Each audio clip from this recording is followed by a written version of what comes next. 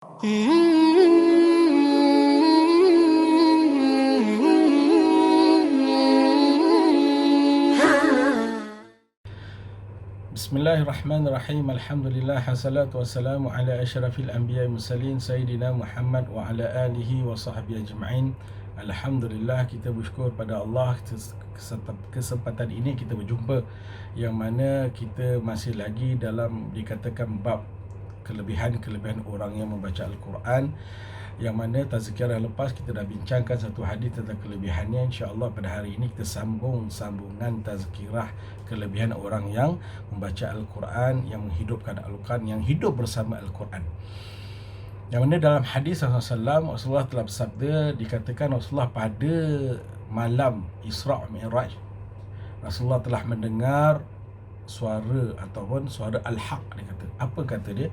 Kata suara tersebut, ya Muhammad, hidrahum min an yaghdabuhum aw yuhayyinuhum fa inna ghadabi yashtadda ala man yaghdibuhum.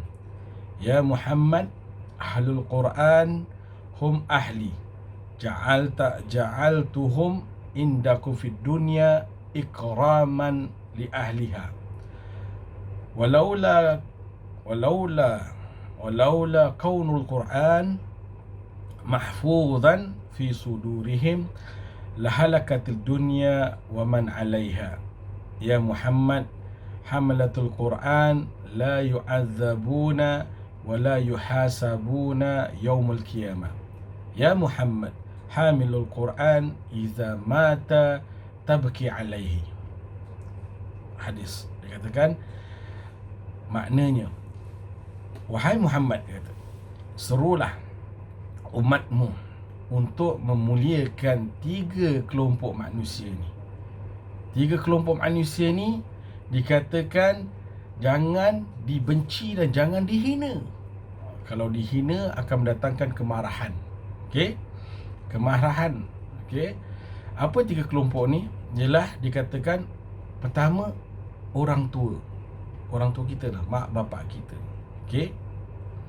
Dan yang kedua, orang-orang yang alim. Orang alim lah. Okey? Dan yang ketiga, orang yang menghafal Al-Quran. Tiga kelompok ni. Okey? Maknanya kalau kita membuat kacau, kita memarahi mereka, menghina mereka, Allah akan hina kita dan Allah akan marah dengan kita. Okey? Dengan siapa? Tiga kelompok ni. Kita tahu reda Allah, reda mak bapak kita. Orang-orang alim, janganlah kita menyusahkan mereka, menghina mereka. Lagi-lagi orang yang membaca Al-Quran, janganlah kita merendah-rendahkan ilmu yang Allah telah berikan kepada mereka. Ya Muhammad, bertakutlah kamu, atau bertakutkan, atau beritahu pada mereka daripada kemarahan serta penghinaan di antara mereka. Maknanya beritahu mereka, jangan marah mereka, jangan menghina mereka. Kerana aku, Allah, sangat murka dengan mereka kalau mereka melakukan perbuatan yang telah memarah, mengutuk atau menghina ahlu tadi, yang tiga golongan tadi. Kata Allah, ya Muhammad, ahlul Al-Quran atau ahli Al-Quran adalah ahliku. Orang yang baca Al-Quran, orang bersama Al-Quran, hidup bersama Al-Quran adalah keluargaku. Ahlikulah keluargaku. Okey? Dan aku telah menciptakan mereka yang Al-Quran bersamamu di dunia sebagai penghormatan untuk penghuni dunia. Masya Allah. Begitu martabat Allah naikkan orang yang hidupnya bersama Al-Quran. Tak kira lah dia hafal Al-Quran ke, dia baca Al-Quran ke, dia mengaji ke, dia mengkaji ke, dia bertadabbur ke, yang penting hidup dia dengan Al-Quran. Dia menafsirkan ke, dia mensyarahkan, yang penting hidup dia dengan Al-Quran.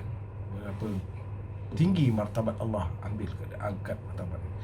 Kenapa? Sebagai penghormatan untuk penghuni dunia, orang yang membaca Al-Quran.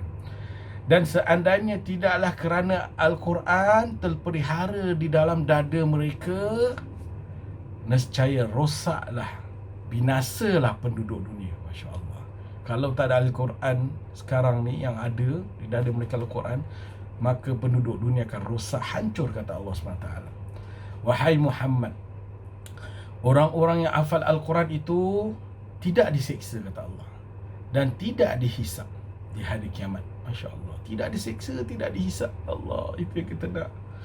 Tak tahulah hafal Quran 30 juz ke, aku apa ganti surah juz pertama ke, yang penting hafal Quran lah. Dia kata hafal Quran, surah Wallah kita hafal, Qul a'udzu binas kita hafal, Al-Falaq kita hafal. Bahawa kita termasuk golongan orang yang menghafal Al-Quran walaupun sedikit ayat yang kita hafal. Dia tak cakap hafal Al-Quran 30 juzuk, tidak.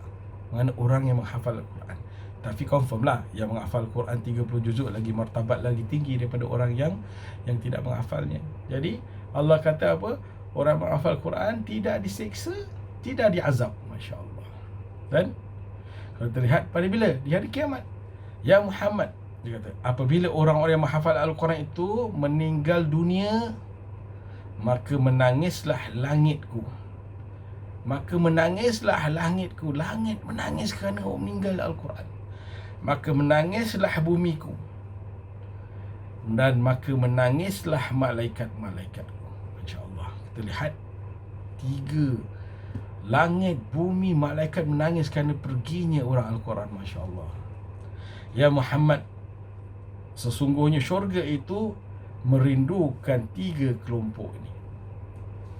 Syurga merindukan 3 kelompok ini, ya Muhammad. Okay, apa kelompoknya dia kata? Iaitu engkau, ya Muhammad. 2 orang yang bersahabat. 2 orang sahabatmu, ya Muhammad. Iaitu siapa? Abu Bakar dan Umar. Dan orang-orang yang menghafal Al-Quran. Masya Allah. Muhammad, yang kelompok yang Rasulullah dikatakan syurga rindui mereka. Abu Bakar dan Umar, orang yang syurga rindui mereka. Masya Allah. Kalaulah nama kita tertera itu, alangkah indahnya. Tapi tidak. Semoga kita termasuk golongan-golongan ini. Kalau kita tak jadi macam Abu Bakar dan Umar, kita jadilah orang yang menghafal Al-Quran. Itulah nikmat yang Allah berikan kepada siapa? Kepada orang yang menghafal Al-Quran. Allah meninggikan martabat mereka.